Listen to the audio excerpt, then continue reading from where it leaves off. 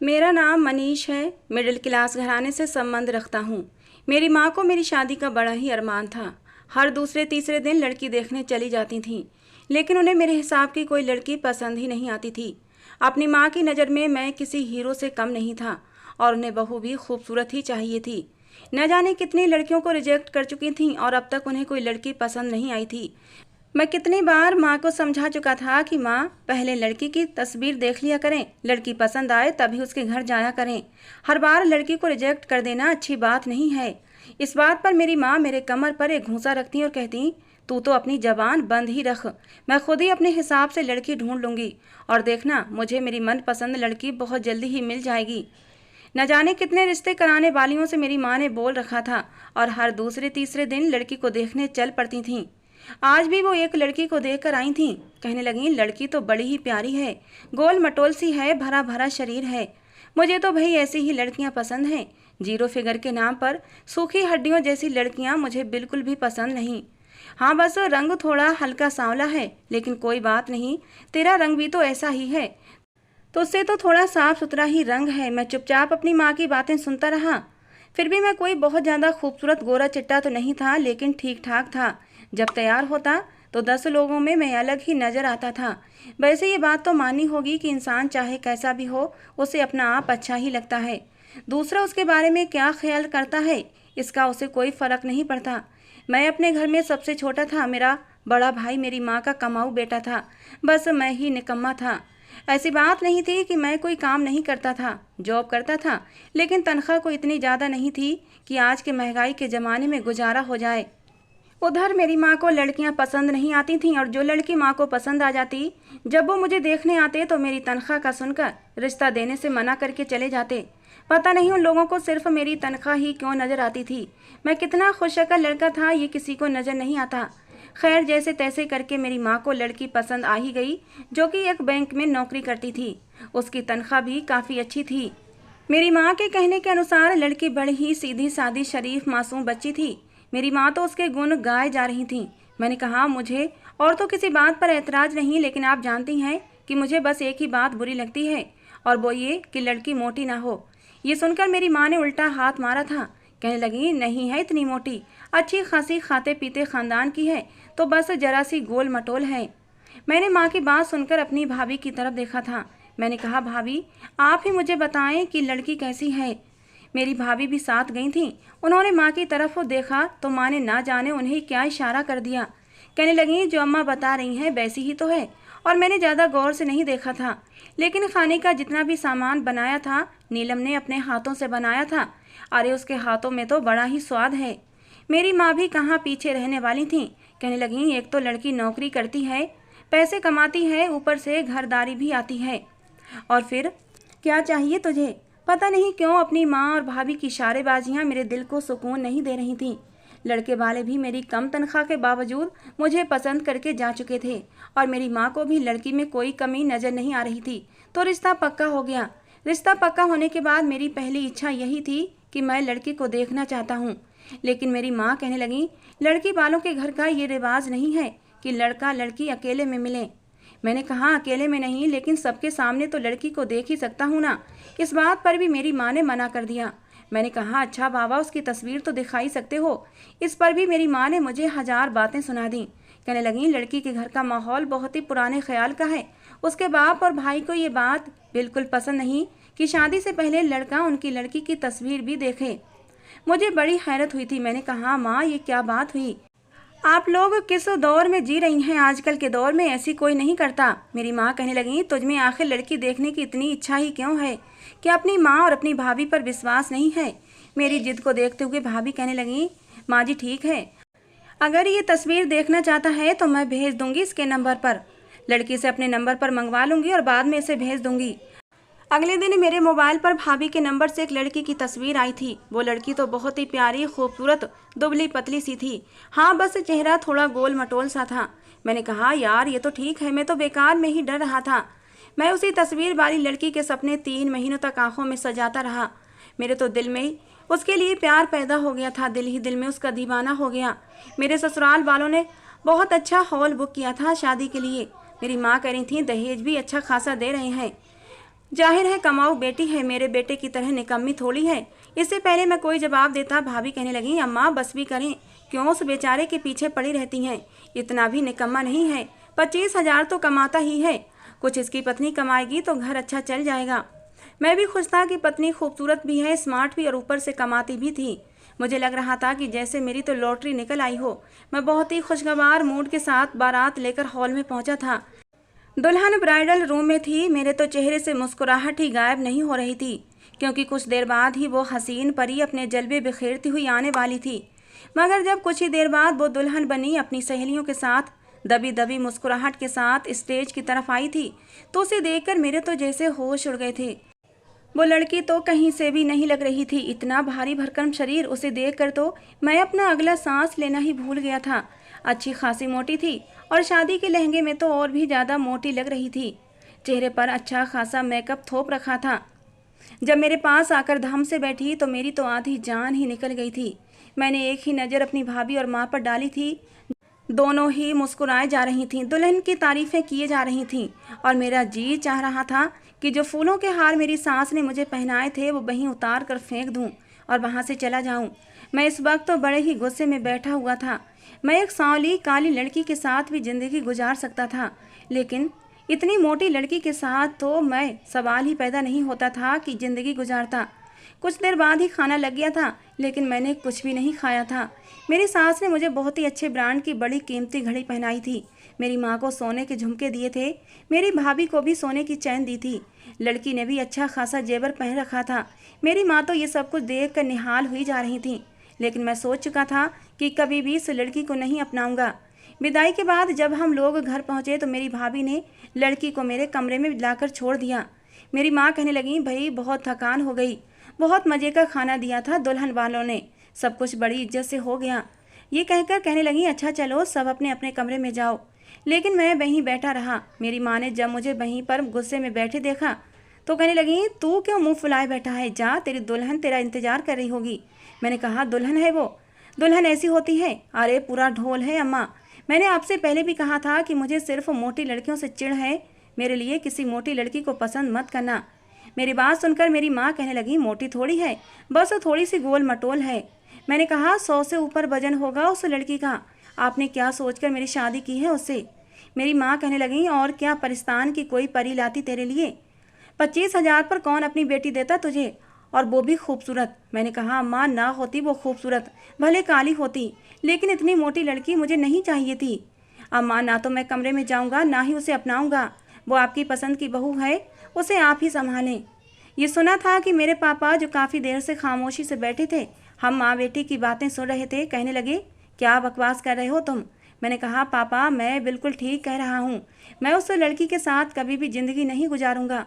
मेरा ये कहना था कि पापा मेरे पास आए और मेरा गिरेबान पकड़कर गुस्से से कहने लगे, अगर तुमने कोई भी तमाशा किया तो मैं भूल जाऊंगा कि तुम्हारा कद मुझसे ऊंचा निकल आया है। मैं इतना मारूंगा तुम्हें कि तुम्हारी नानी याद करवा दूंगा। तमीज़ से कमरे में जाओ और उस लड़की के साथ वैसे ही पेश आना जैसा कि एक लड़के को अपनी पत्नी के साथ पेश आना चाहिए। अगर मुझे जरा भी कोई शिकायत तुमसे मिली तो देखना मैं तुम्हारा क्या हाल करता हूँ। मेरा बाप तो मुझ पर यूँ भड़क रहा था जैसे मैं कोई 10 साल का बच्चा हूँ और ज़बरदस्ती वो मुझे अपनी बात मनवा लेंगे। मैं खामोश हो गया और अपने कमरे में भी चला गया। वो दुल्हन बनी बैठी थी, लेकिन मुझे उसे देखते ही मेरा मूड ख़राब हो गया था।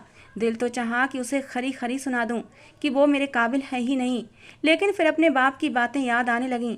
मैं समझ गया था सारा खेल पैसों का है। इस लड़की की माँ ने जो सोने के जेवरात मेरे घर वालों को दिए हैं, ये उसी का रौब है। लेकिन मेरे लिए इन सब चीज़ों का कोई मतलब नहीं था। मजबूरन ही सही मैं उस लड़की के सामने जाकर बैठ गया। वो मुझे देखकर मुस्कुराई थी। शायद इस बात के इंतज़ार में थी कि मैं उसकी तारीफ़ करूँगा, मोहब्बत की बातें करूँगा। जिस लड़की का ख्याल मैंने किया था ये वैसी थी ही नहीं। मुझे समझ आ गई थी कि मेरी भाभी ने जिस लड़की की तस्वीर मुझे दिखाई थी वो एक फ़िल्टर था। हाँ, शक्ल सूरत इसी लड़की से मिलती जुलती थी। मैंने जब मुंह दिखाई की अंगूठी निकाली और उसकी हथेली पर रख दी, मैंने कहा, इसे खुद ही पहन लेना। और ये सुनकर अचानक ही उसने मेरी तरफ देखा था। मैंने कहा, देखो मेरे सर में बहुत दर्द है, इसलिए मैं सोना चाहता हूँ। मुझे लग रहा है कि मेरा बीपी हाई हो गया है, इसलिए मुझे डिस्टर्ब मत करना। ये कहकर मैं वॉशरूम में चला गया और वहाँ से फ्रेश होकर आकर बेड पर लेट गया। ना मैंने उस पर गुस्सा कर सकता था, ना ही ये कह सकता था कि मेरे बेड से अपना भारी भरकम शरीर लेकर सोफे पर लेट जाओ, क्योंकि मेरे बाप ने मुझे जो धमकी दी थी वो सबके सामने मुझे बेइज्जत करके रख देते। पता नहीं माँ बाप अपने बच्चों के जज्बातों से क्यों खेलते हैं। उन्हें मेरे बारे में भी सोचना चाहिए था। इससे तो अच्छा था कि मैं शादी ही ना करता। हो सकता है 1 साल में मेरी नौकरी अच्छी जगह लग जाती, या फिर यहीं पर मेरा प्रमोशन हो जाता।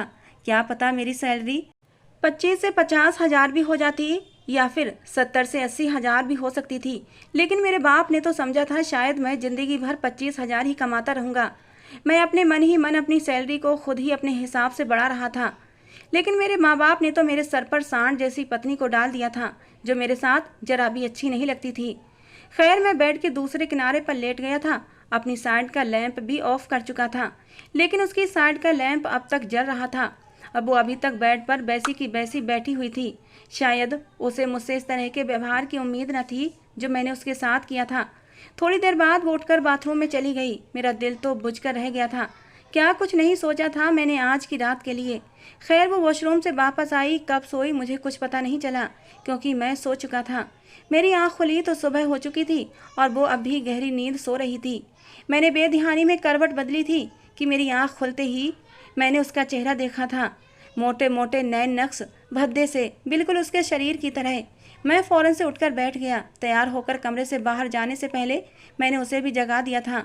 मैंने कहा, बाहर सब तुम्हारा इंतजार कर रहे हैं, तैयार होकर बाहर आ जाना। फिर मैंने उससे यह भी कहा था कि अच्छा होगा मेरी और तुम्हारी कोई भी बात बाहर न पहुँचे। इस बात पर उसने अपना सर हिला दिया था। मुझे जल्द से जल्द अब पैसा कमाना था और उस लड़की को अपनी ज़िंदगी से निकालना था। मैं हर चीज़ कंप्रोमाइज़ कर सकता था, लेकिन एक मोटी लड़की के साथ कभी भी इस शादी को स्वीकार नहीं कर सकता था। हमारी शादी को 1 हफ्ता गुजर गया था, लेकिन मैंने उसे छूने की भी कोशिश नहीं की थी। बल्कि ये कहना ज़्यादा ठीक होगा कि मैंने उसे देखना अभी ज़रूरी नहीं समझा था। 8 दिन बाद वो लड़की कहने लगी, आखिर आप चाहते क्या हैं? मैंने कहा, क्या मतलब है? हालांकि मैं उसकी बातों का मतलब समझ चुका था, लेकिन फिर भी मैं अनजान बन गया था। वो कहने लगी, हमारी शादी को 8 दिन हो गए हैं, लेकिन आप मुझसे दूरी बनाए हुए हैं। मैंने कहा कि मेरे घर वालों ने मेरे साथ धोखा किया है।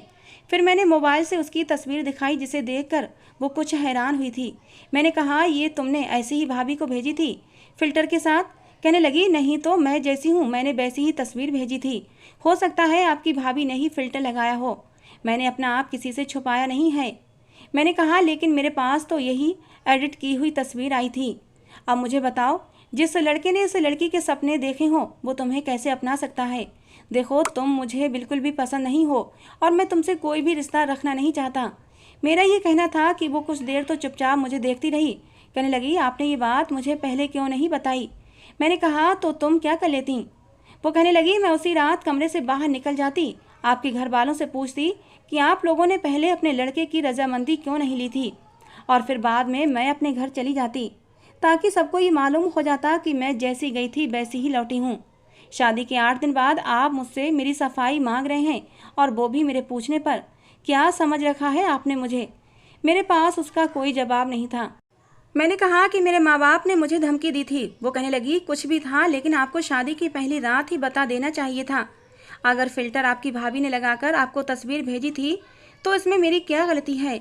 धोखा अगर आपके घर वालों ने दिया है तो मैं सजा क्यों भुगतूं? देखिए, मैं उन लड़कियों में से हरगिज नहीं हूँ जो चुपचाप मर्द के जुल्म को बर्दाश्त करती रहें। आपकी नापसंदीदगी को मैं सारी जिंदगी सुनती रहूंगी। No nothing. ये कहकर वो कमरे से बाहर जाने लगी। मैं जानता था अब कौन सा तमाशा लगने वाला है। मैंने कहा, नीलम, मेरी बात सुनो, कहीं भी जाने की ज़रूरत नहीं है। मैं अपने बाप के गुस्से को अच्छी तरह जानता था। वो तो उस लड़की के सामने ही मुझे मारना शुरू कर देते और मेरी इज्जत खराब हो जाती। मुझे अंदर ही अंदर डर भी महसूस हो रहा था। वो लड़की तो वाकई बहुत तेज और कॉन्फिडेंस से भरी हुई थी। मैंने उसे बाजू से पकड़ लिया। मैंने कहा, किसी से कुछ भी कहने की ज़रूरत नहीं है। देखो, जो कुछ भी हुआ बेशक ये मेरी मर्जी के खिलाफ है, लेकिन मुझे थोड़ा समय दो, मैं खुद को समझा लूँगा। ये कहकर मैं उसे बस टालना चाहता था। वो कहने लगी, कितना समय चाहिए? उसने हाथ से मेरा बाजू छुड़ाया था और दोनों हाथ बांध कर मुझसे पूछ रही थी। मैंने कहा, ये तो मैं नहीं जानता, लेकिन मैं कोशिश करूँगा कि जो कुछ हो चुका है उसे स्वीकार कर लूँ। वो अपने कंधे उचकाकर कहने लगी, देखिए, मेरी ज़िंदगी का सवाल है। मैं सालों साल आपका इंतज़ार नहीं कर सकती कि कब आप मेरे बारे में सोचेंगे और समझौता करेंगे। देखिए, आपका जो भी फैसला है मुझे जल्द से जल्द बता देना, ताकि मैं अपनी ज़िंदगी का कोई अच्छा फैसला ले सकूं। मैंने उसे कोई भी जवाब नहीं दिया, बस ये कोशिश करने लगा कि अपने लिए एक अच्छी सी नौकरी ढूंढ सकूं। कुछ दिन बाद नीलम ने भी बैंक की नौकरी शुरू कर दी थी। मेरी माँ तो उसके बारी सदके जाती रहती थी, लेकिन मुझे वो एक आंख नहीं भाती थी। एक बार मैं अचानक से कमरे में दाखिल हुआ तो वो बिना दुपट्टे के बैठी हुई थी। मुझे देखकर उसने जल्दी से दुपट्टा लिया था। मैं मजाक उड़ाने वाले अंदाज में हंसा था। उस ढोल जैसी औरत में भला देखने वाली कौन सी चीज़ थी जो वो मुझसे छुपा रही थी। मुझे उससे कोई दिलचस्पी नहीं थी। मैंने बहुत सी जगह पर अपनी नौकरी के लिए अप्लाई कर रखा था और अचानक ही मुझे एक अच्छी कंपनी में इंटरव्यू के लिए बुलाया गया था। और उसके बाद तो मेरी खुशी की हद न रही जब मुझे एक अच्छी नौकरी मिल भी गई थी। मैं बहुत खुश था। जब अपने माँ बाप को ये खबर सुनाई तो बजाय मेरी मेहनत और कोशिश को सराहने के कहने लगे कि देख लो नीलम, तुम्हारी ज़िंदगी में क्या आई, तुम जैसे नाकारा इंसान को भी कामयाबी मिलना शुरू हो गई। सच ही कहते हैं, रोजी रोटी औरत के नसीब से आती है। मेरा तो सारा मूड ही ख़राब हो गया था। मैं तो बहुत खुश था। अच्छा है मुझे नौकरी मिल गई।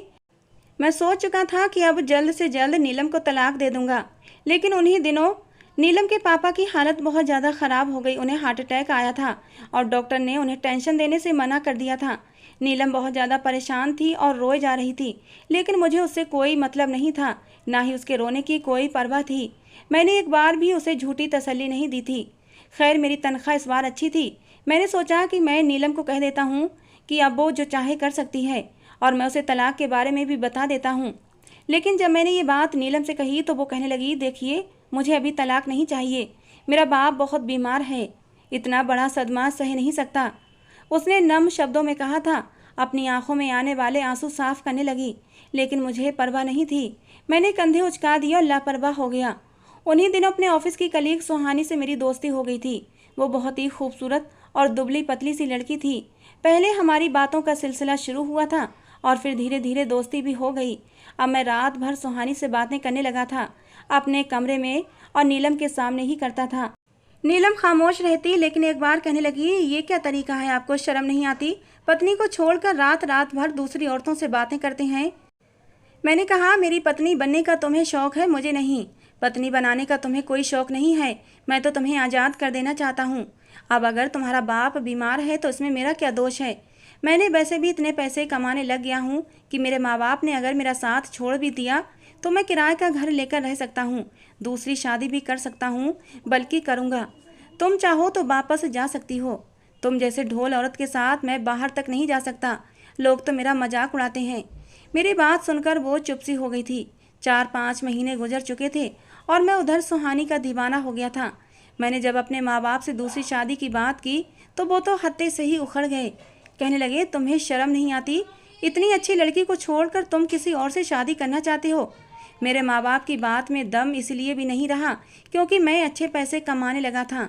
उन्होंने मुझे प्यार मोहब्बत से बहुत समझाया, लेकिन मैं नहीं माना और मैंने सुहानी से शादी कर ली और उसके साथ अलग घर में रहने लगा। मेरी ज़िंदगी तो जैसे खुशियों से भर गई थी। मेरी पत्नी सुहानी बहुत ज़्यादा खूबसूरत थी। उसके आगे मैं कुछ भी नहीं लगता था।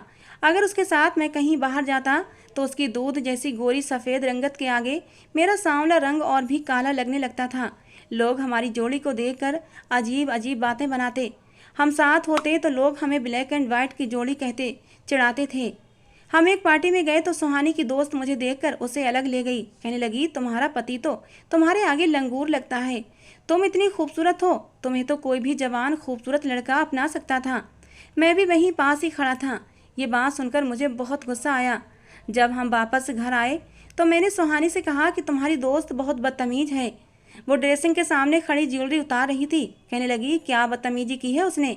मैंने कहा कि वो मुझ में कमियां गिनवा रही थी और तुम खामोश खड़ी रही। कहने लगी, तो गलत क्या है? तुमने अपनी रंगत देखी है?